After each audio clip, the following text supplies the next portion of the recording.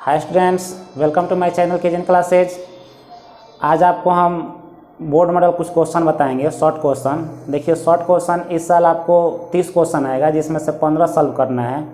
जिसमें से कुछ हम आपको आज बताएंगे शॉर्ट क्वेश्चन। देखिए देखिए स्टूडेंट्स, यहाँ क्वेश्चन हम लिखे हैं कि निम्न संख्याओं को अभाज्य गुणनखंडों के गुणनफल के रूप में व्यक्त करें। देखिए, ये दोनों बोर्ड मॉडल क्वेश्चन है, एग्जाम में पूछा है। तो इसको कह रहा है क्या कि अभाज्य गुणनखंडों के गुणनफल के रूप में व्यक्त करना है। तो जब इसको हम सॉल्व करेंगे तो फर्स्ट देखिए 140 है, इसका हम फैक्टर तोड़ देते हैं। 2 से 70 हो गया, फिर 2 से इसको डिवाइड करेंगे, 35 हो गया। अब फिर 2 से नहीं 5 से करेंगे, 5 से कितना हो जाएगा 35। तो यहाँ हम लिखेंगे 140। अब इसके लिए देखिए 2 2 बार आया है और 5 एक बार और 7 एक बार। तो इसको हम ऐसे लिख सकते हैं, 2 2 बार आया है तो 2 के पावर 2, 5 × 7। तो देखिए स्टूडेंट्स, ये क्वेश्चन ऐसे भी पूछ सकता है कि ये जो 140 है इसको अभाज्य गुणनखंडों के गुणनफल के रूप में लिखें, या ऐसे भी दे सकता है कि 140 में 2 का घात क्या होगा, या 5 का घात क्या होगा, या 7 का घात क्या होगा। तो देखेंगे यहाँ पर कि 2 के पावर 2 आ रहा है तो 2 का घात कितना हो गया, 2 हो गया। अगर 5 का घात पूछता तो 1 होगा, 7 के घात पूछता तो कितना होगा, 1 होता। इसी तरह से हम लोग इसका आंसर हो गया। इसी तरह से हम लोग इसका 2 नंबर बनाएंगे तो ये 156 है। तो 156 का जब हम फैक्टर तोड़ेंगे तो ये हो गया 2 7 14, 2 8 16, 2 3 6, और फिर ये हो गया 2 9 18, 3 से 13 हो जाएगा। तो अब यहाँ हो गया 156 के लिए हम कितना लिखेंगे, 2 × 2 × 3 × 13। अब देखिए 2 2 बार आया तो 2 के पावर 2, 3 × 13। इसी तरह से हम किसी भी संख्या के अभाज्य गुणनखंड लिख सकते हैं, और ऐसे क्वेश्चन आपको एक रहेगा बोर्ड में। देखिए स्टूडेंट्स, नेक्स्ट क्वेश्चन क्या कह रहा है। कह रहा है निम्न संख्याओं का HCF तथा LCM अभाज्य गुणनखंड विधि से ज्ञात करें। तो देखिए इस तरह से भी क्वेश्चन पूछता है एग्जाम में। तो यहाँ पर हम फर्स्ट नंबर ये जो क्वेश्चन है इसका सॉल्व करेंगे। तो देखिए इसमें दिया हुआ है 12, फिर 15 है, और फिर 91 है। तो यहाँ हम 12 का क्या करेंगे, फैक्टर तोड़ देंगे। तो 2 का हमने फैक्टर तोड़ दिया, फिर क्या करेंगे 15 का तोड़ेंगे। तो 3 5 कितना हो जाएगा 15, फिर 91 का तोड़ेंगे, ये 7 से डिवाइड होगा, 13 7 कितना हो गया 91 हो गया। तो 12 के लिए हम लिखेंगे 2 × 2 × 3, और 15 के लिए लिखेंगे 3 × 5, और 91 के लिए लिखेंगे 7 × 13। तो देखिए इसका HCF हम निकालेंगे पहले। तो देख रहे हैं HCF में हम वही संख्या लेते हैं जो क्या होता है, सब संख्याओं में कॉमन होता है, मतलब उभयनिष्ठ होता है। मिलना चाहिए सब में। देखिए इसमें 2 है, इसमें 3 है, इसमें 7 है, नहीं मिल रहा है। यानी कोई भी संख्या तीनों में नहीं मिल रहा है, तो इसका HCF कितना होगा, 1 होगा। अब हम इसका LCM निकालेंगे। तो LCM में देखिए सबसे हम छोटी संख्या को लेकर चलते हैं। तो सबसे छोटी संख्या जिस लाइन में अधिक बार आता है उसको ले लेते हैं, और कम वाले को छोड़ देते हैं। तो सबसे छोटी संख्या हम देख रहे हैं इसमें 2 है, 2 2 बार आया है तो 2 बार ले लेंगे। अब देखिए 3 है, तो 3 की अधिकतम संख्या कितना है, इसमें भी 1 बार है और इसमें भी 1 बार है, तो अधिकतम संख्या को ले लेंगे। 3 कितना हो गया, 1 बार आया है। फिर 5 को लेंगे, तो 5 देखिए 1 बार आया, इसका अधिकतम संख्या 5 का कितना है, 1 है। फिर 7 देखिए 7 कितना है हमारा, तो 1 बार है, और फिर हमारा कितना है 13 है। देखिए स्टूडेंट्स, इस सबको हम गुणा कर देंगे तो इसका गुणा हमारा आएगा कितना, तो 5460। इस तरह से हमारा क्या हुआ, 1 नंबर फाइनल हो जाएगा। इसी तरह से हम ये जो 2 नंबर क्वेश्चन है इसको जब इसका फैक्टर तोड़ेंगे तो 17 का तब फैक्टर टूटेगा नहीं, तो इसको हम लिख सकते हैं 1 × 17। 23 के लिए लिखेंगे 1 × 23, और 29 के लिए लिखेंगे 1 × 29। तो इसमें हम HCF निकालेंगे। तो देख रहे हैं क्या कि तीनों में क्या 1 है, 1 कॉमन है, तो 1 HCF होगा। LCM में हम क्या करेंगे, LCM में ये जो संख्या है इसको गुणा कर देंगे, 17 × 23 × 29। देखिए स्टूडेंट्स, इसका गुणा कर देंगे तो ये आ जाएगा 11339, और ये हमारा आंसर हो जाएगा। देखिए सारे के सारे बोर्ड मॉडल क्वेश्चन हैं, आपको बिल्कुल इस साल मतलब आएगा तो आएगा ये क्वेश्चन।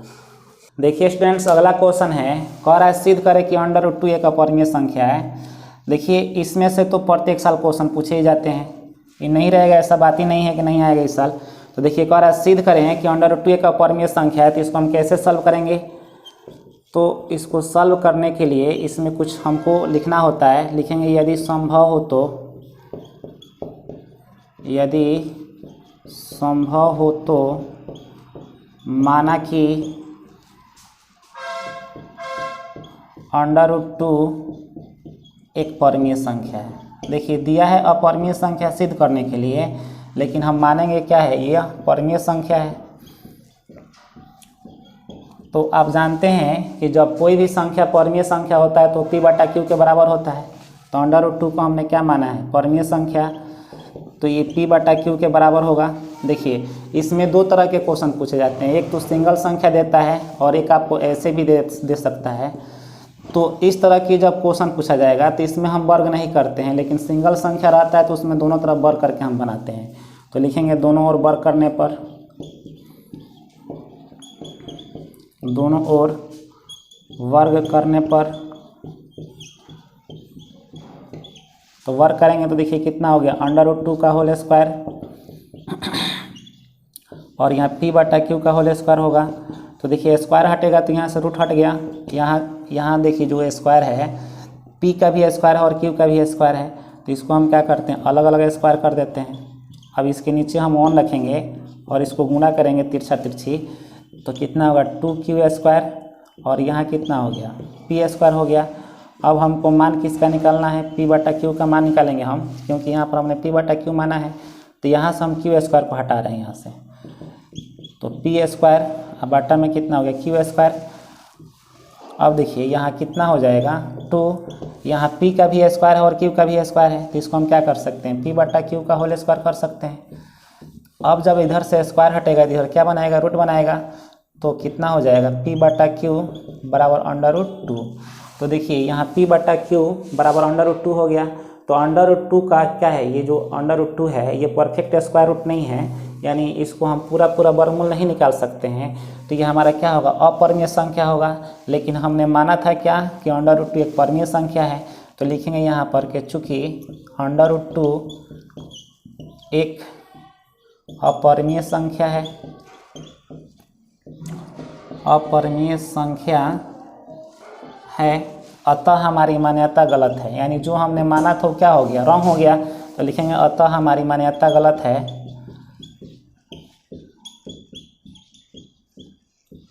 मान्यता गलत है कि √2 एक परमीय संख्या है। तो देखिए जो हमने माना था वो तो गलत हो गया, मैंने परमीय माना था तो गलत हो गया, तो इसीलिए ये क्या होगा, अपरमीय होगा। √2 क्या है, एक अपरमीय संख्या है।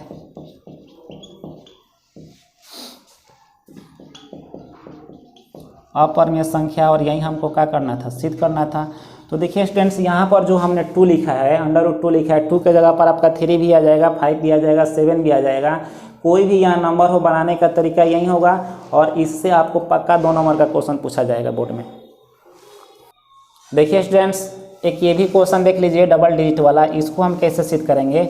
इसको भी बनाने का तरीका लगभग वही है। लिखेंगे यहाँ पर कि यदि संभव हो तो, यदि संभव हो तो माना कि 2 + √3 एक परमीय संख्या है,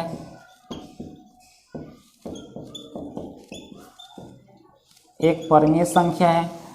तो जब परमीय संख्या होगा तो ये p/q के बराबर होगा। अब देखिए इसके नीचे हम क्या करते हैं, 1 रख करके गुणा कर देते हैं, तो p में 1 से गुणा करेंगे p हो गया, और यहाँ पर कितना हो जाएगा q × 2 + √3 हो गया। अब हम q को यहाँ से हटा देते हैं तो हमको क्या मिलेगा, p/q मिल गया, और यहाँ कितना होगा 2 + √3 हो गया। तो लिखेंगे यहाँ पर कि चूँकि देखिए ये जो 2 है रूट के बाहर है, तो ये तो परमीय संख्या होगा, और प्लस √3 क्या है, तो 3 का तो वर्गमूल हम पूरा नहीं निकाल सकते हैं पूरा, तो ये अपरमीय संख्या हो गया। तो देखिए आपको पिछले क्लास में आपको मिला होगा कि परमीय संख्या में अपरमीय को ऐड करते हैं तो क्या मिलता है, अपरमीय मिलता है। तो लिखेंगे यहाँ पर कि चूँकि 2 एक परमीय संख्या है, एक परमीय संख्या है, जबकि √3 एक अपरिमेय संख्या है,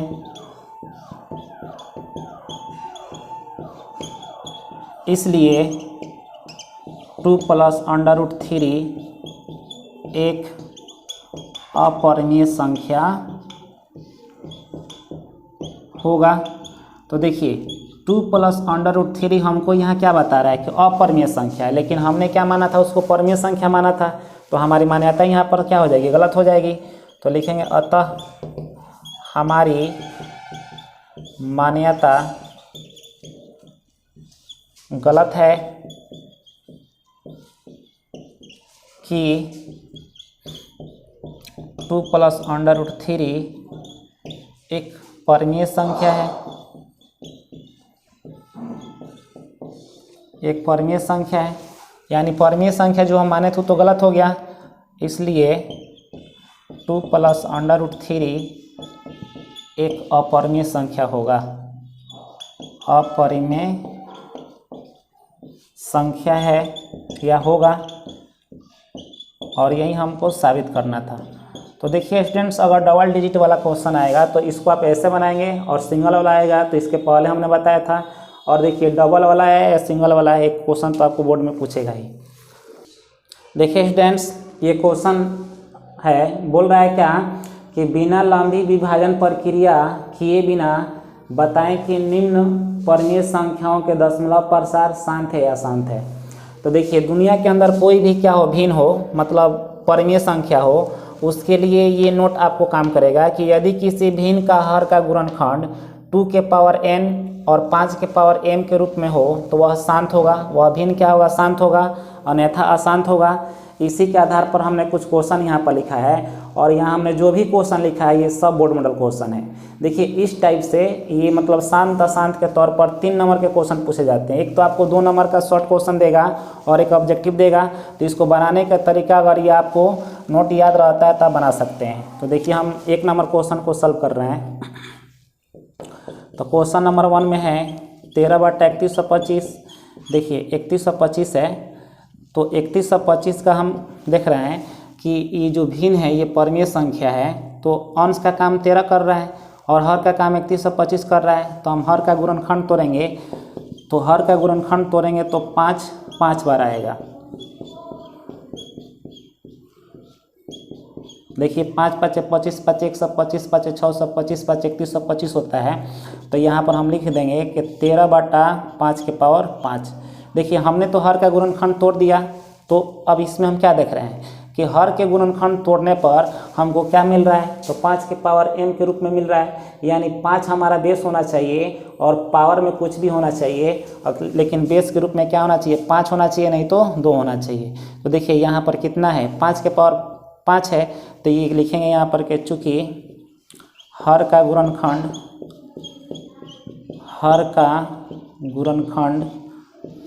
5 के पावर m के रूप में है, इसलिए यह भिन्न शांत होगा, यह भिन्न शांत होगा।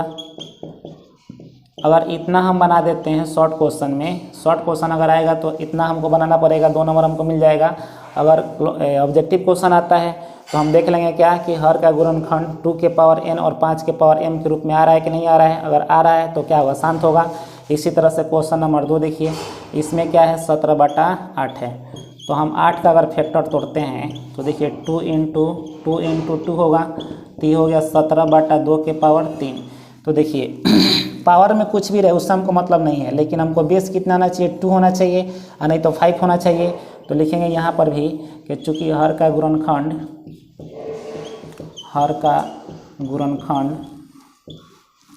2 के पावर n के रूप में है, इसलिए यह भिन्न शांत होगा। ये दोनों क्वेश्चन एग्जाम में आ चुका है, यह भिन्न शांत होगा। इस तरह से हम इसको बना लेंगे। अब इसी तरह से आप क्वेश्चन नंबर 3 को भी सॉल्व कर सकते हैं। देख लीजिए क्वेश्चन नंबर 3 कैसे बनाएंगे। अधिकांश विद्यार्थी इसको बनाने में मिस्टेक कर देते हैं। तो देखिए इसका जो 3 नंबर क्वेश्चन है यहाँ पर दिया हुआ है 6/15। देखिए पहले हम क्या करेंगे, अगर इसको ऐसे ही रहने देते हैं, हर का गुणनखंड तोड़ेंगे 3 × 5। तो देखिए अभी हमने क्या बताया कि हर के गुणनखंड में नहीं तो 2 आना चाहिए, नहीं तो 5 आना चाहिए। 2 और 5 आता है तो शांत होगा, अन्यथा अशांत होगा। लेकिन यहाँ देखिए 3 आ गया, तो यहीं से विद्यार्थी मिस्टेक कर देते हैं, क्योंकि यहाँ देख रहे हैं क्या कि हर के गुणनखंड में 3 आ रहा है, और ये नहीं सोचते हैं कि 3 से ये 6 डिवाइड हो जाएगा। तो कितना हो गया, 3 दूना 6 हो गया, तो 2 बटा कितना हो गया 5। अब हर के गुणनखंड में कितना आ रहा है, केवल 5 आ रहा है, तो लिखेंगे चूँकि हर का गुणनखंड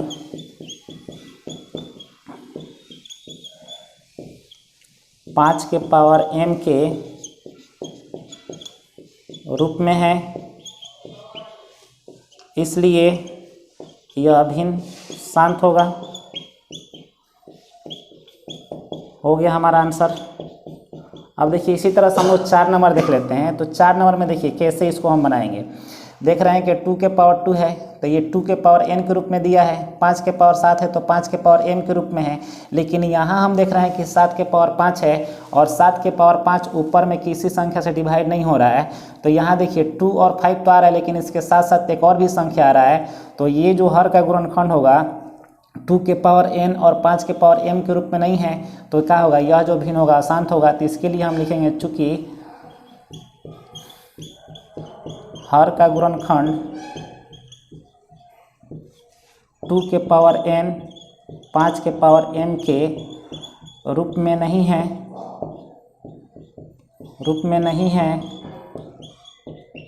इसलिए यह भिन्न अशांत होगा। इस तरह से हम लोग क्या करेंगे, ऐसे क्वेश्चन को सॉल्व कर लेंगे। देखिए स्टूडेंट्स, अभी आपको हमने रियल नंबर का कुछ इंपॉर्टेंट क्वेश्चन बताया था। अब आपको हम बहुपद का कुछ क्वेश्चन बताएंगे। देखिए क्वेश्चन जो बहुपद का क्वेश्चन पूछेगा, इसमें आपको द्विघात बहुपद से क्वेश्चन पूछेगा, फिर त्रिघात का पूछेगा। तो द्विघात बहुपद के लिए हमने कुछ यहाँ पर फार्मूला लिख दिया है, और इस फार्मूला से आपको ऑब्जेक्टिव क्वेश्चन भी मिल जाएगा। देखिए क्वेश्चन पूछता है ऑब्जेक्टिव के द्विघात बहुपद का व्यापक रूप क्या होगा। तो इसका व्यापक रूप होता है ax² + bx + c = 0 होता है। अगर इसी को पूछे कि रैखिक बहुपद का व्यापक रूप क्या होगा, तो उसका होता है ax + b = 0 होता है। तो अभी आपको हम 2 नंबर वाला क्वेश्चन बता रहे हैं, तो अभी ऑब्जेक्टिव में हम नहीं चलेंगे। देखिए इसमें हमको पढ़ना है फर्स्ट फार्मूला द्विघात बहुपद में मूलों का योग अल्फा प्लस बीटा होता है। मूलों का योग अल्फा प्लस बीटा कहते हैं, और ये -b/a होता है। अब देखिए ये जो -b/a होता है कहाँ से आता है, तो देखिए माइनस तो आपका फार्मूला का मिल गया, और जो x का गुणांक होता है उसको हम b कहते हैं। देखिए समीकरण में x का गुणांक कितना है, b है, तो देखिए b यहाँ पर आया है। तो x के गुणांक जो होता है उसको हम b कहते हैं, और x² का जो गुणांक होगा उसको हम लोग क्या कहते हैं, a कहते हैं। वही हमारा यहाँ पर a मिल गया। फिर कहता है मूलों का गुणनफल अल्फा × बीटा = c/a। तो c क्या होता है, अचर राशि, मतलब जिसमें x नहीं रहता है, और x² का गुणांक जो होता है उसको a कहते हैं, यानी c/a हो गया। एक और इससे क्वेश्चन पूछता है द्विघात बहुपद का समीकरण। तो देखिए द्विघात बहुपद का समीकरण का फॉर्मूला होता है x² - α β × x + α β = 0। अब इसी फार्मूला पर आपको हम कुछ इंपॉर्टेंट क्वेश्चन बताएंगे। देखिए स्टूडेंट्स, बहुपद का फर्स्ट जो क्वेश्चन है हम लिखे हैं, यदि द्विघात बहुपद x² + 3x + 9 = 0 हो तो 1/α + 1/β का मान ज्ञात करें। तो सबसे पहले हम क्या करेंगे, इसके लिए अल्फा प्लस बीटा और अल्फा × बीटा का मान हम निकालेंगे। तो अभी आपको मैंने फार्मूला बताया कि अल्फा प्लस बीटा को मूलों का योग कहा जाता है। अल्फा प्लस बीटा बराबर होता है फार्मूला -b/a।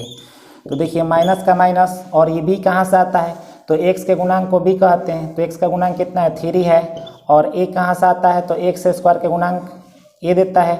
तो देखिए x² के गुणांक क्या है, कुछ नहीं, तो यहाँ 1 छिपा हुआ है। अब नीचे का 1 हम नहीं लिखते हैं, तो इसका मान कितना हो गया, -3 हो गया।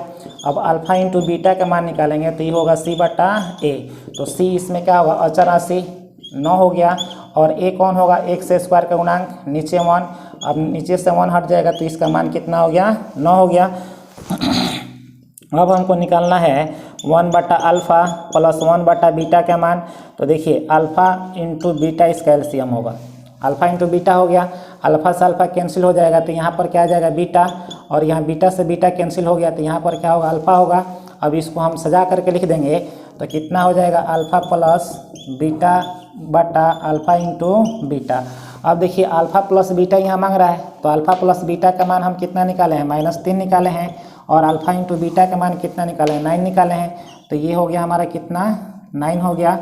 तो ये कट जाएगा, कैंसिल होगा, 1/3 होगा, और ये हमारा आंसर हो जाएगा। देखिए स्टूडेंट्स, एक और इम्पोर्टेंट क्वेश्चन कह रहा है यदि द्विघात बहुपद x² + 3x + 9 है। देखिए यहाँ पर जो हमने इक्वेशन लिखा है, इस इक्वेशन को बदल सकता है, कुछ अलग भी दे सकता है, लेकिन बनाने का जो तरीका हम बताएंगे सेम वही होगा। तो इतना बराबर 0 हो तो अल्फ़ा बटा बीटा प्लस बीटा बटा अल्फ़ा का मान ज्ञात करेंगे हम। तो इसमें हमको मिल जाएगा अल्फ़ा प्लस बीटा का मान -b बटा a होगा। तो माइनस b के मान कितना हो गया 3, और a जो होगा x² का गुणांक यानी 1 होगा, तो ये दे देगा -3। अब निकालेंगे अल्फ़ा इंटू बीटा बराबर c बटा a। तो देखिए c का मान 9 है और a का मान 1, तो यहाँ से हमको क्या मिलेगा, 9 मिलेगा। अब हमको मान निकालना है अल्फ़ा बटा बीटा प्लस बीटा बटा अल्फ़ा। अब हम दोनों का एलसीएम लेंगे, तो अल्फ़ा इंटू कितना हो जाएगा, बीटा होगा, अल्फ़ा इंटू बीटा हो गया। अब देखिए यहाँ बीटा से बीटा कैंसिल हो जाएगा और अल्फ़ा बचेगा, अल्फ़ा जाकर के अंश में गुणा होगा, तो पहले से मेरे पास अल्फ़ा है और फिर अल्फ़ा जाकर गुणा कर देगा, तो अल्फ़ा के स्क्वायर हो गया। फिर देखिए अल्फ़ा से अल्फ़ा कैंसिल, बीटा में बीटा से गुणा करेंगे तो बीटा के स्क्वायर हो गया। अब देखिए यहाँ हमको मिल गया alpha square plus beta square. तो आपको अलजेब्रिक फंक्शन में एक फार्मूला मिला होगा कि a² + b² बराबर फार्मूला होता है a + b का होल स्क्वायर -2ab। इसी फार्मूला पर इसको अब हम क्या करेंगे, बनाएंगे। तो देखिए a का काम अल्फ़ा करेगा और b का काम बीटा करेगा, तो इतना बराबर इतना होता है। तो इसके लिए हम क्या लिखेंगे यहाँ पर, अल्फ़ा प्लस बीटा का होल स्क्वायर -2 अल्फ़ा बीटा, और बटा में कितना हो गया, अल्फ़ा इंटू बीटा हो गया। अब देखिए अल्फ़ा प्लस बीटा का मान हम पुट करेंगे, तो अल्फ़ा प्लस बीटा का मान कितना है, -3 है, और यहाँ कितना हो गया 2, अल्फ़ा इंटू बीटा का मान कितना है, तो 9 है, यहाँ 9 रख देंगे, और फिर यहाँ अल्फ़ा इंटू बीटा है तो इसका मान कितना है, 9 है। तो देखिए -3 को जब 2 बार गुणा करेंगे, स्क्वायर करेंगे, तो +9 होगा, और यहाँ पर 2 9 18 हो गया, और नीचे कितना हो गया 9। तो -18 में से 9 को घटा देंगे तो -9 बटा 9 होगा। अब ये 9 से 9 कैंसिल, तो इसका आंसर क्या होगा, -1 होगा। देखिए स्टूडेंट्स, इसी तरह से एक और क्वेश्चन आप देख लीजिए।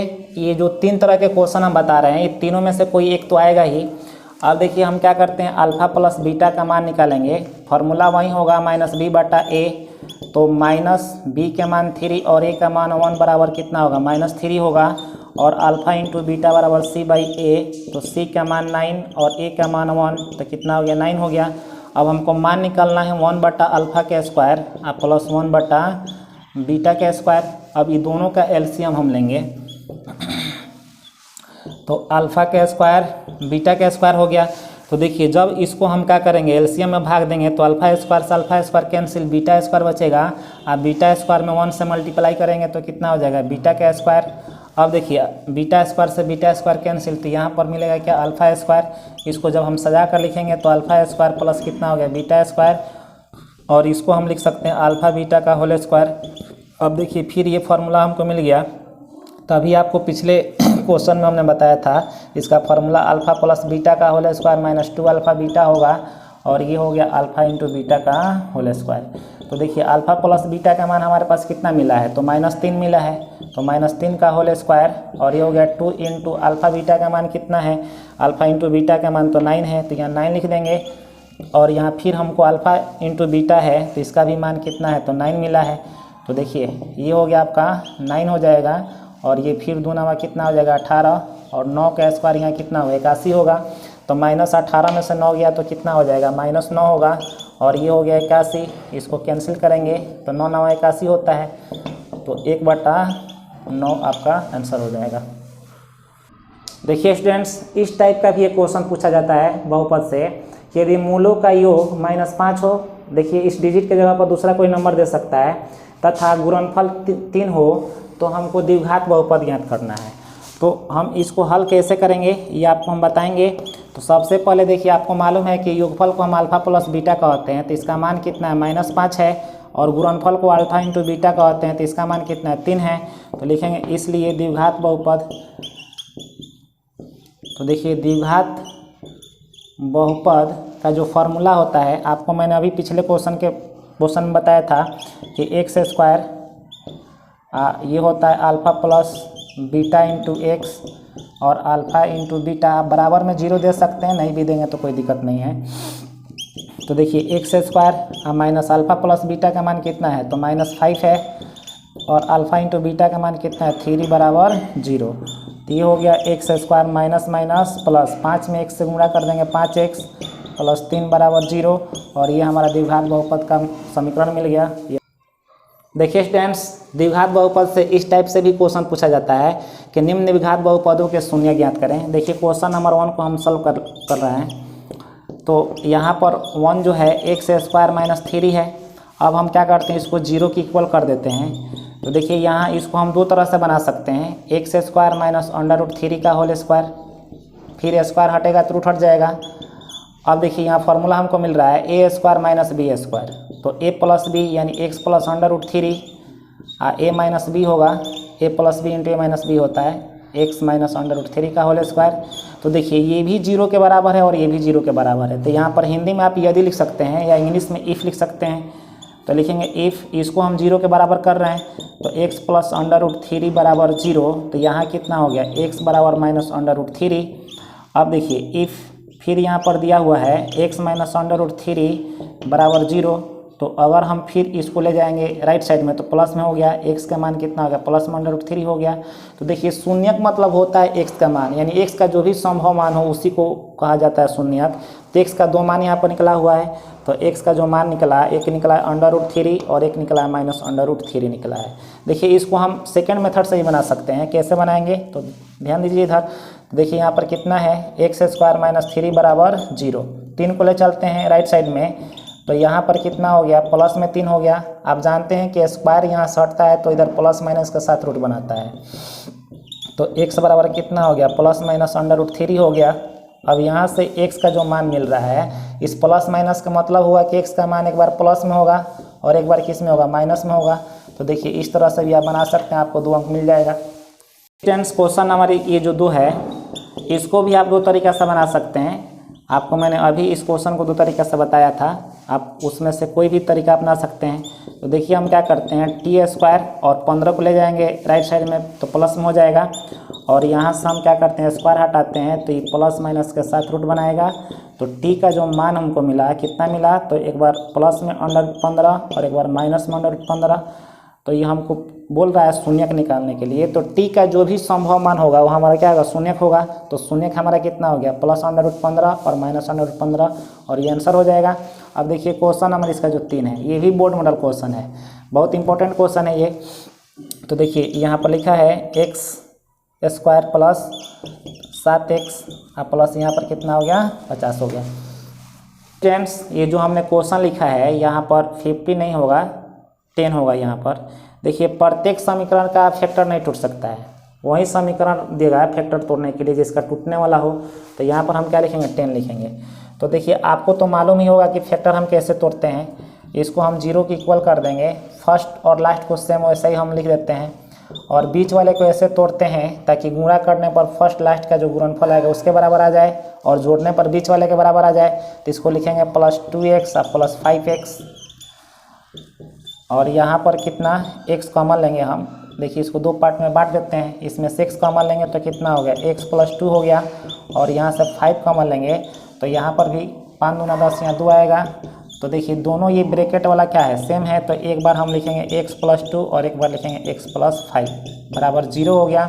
अब यहाँ पर हम इफ़ लगाते हैं, तो x + 2 बराबर 0, तो ये जो 2 जाएगा राइट साइड में, तो x का जो मान होगा -2 होगा। फिर लिखेंगे इफ़ x + 5 बराबर 0, तो फिर हम 5 को ले चलते हैं राइट साइड में, तो x का मान कितना, -5 हो गया। हमको निकालना है शून्यक, तो शून्यक में हमारा कितना हो गया, -2 हो गया और -5 हो गया। ये हमारा आंसर हो जाएगा। उम्मीद करता हूँ स्टूडेंट्स कि आज के वीडियो आपको समझ में आया होगा। बाकी का जो इंपॉर्टेंट क्वेश्चन अगले वीडियो में बताएंगे। अगर वीडियो समझ में आया हो तो ज़्यादा से ज़्यादा लाइक और शेयर करें।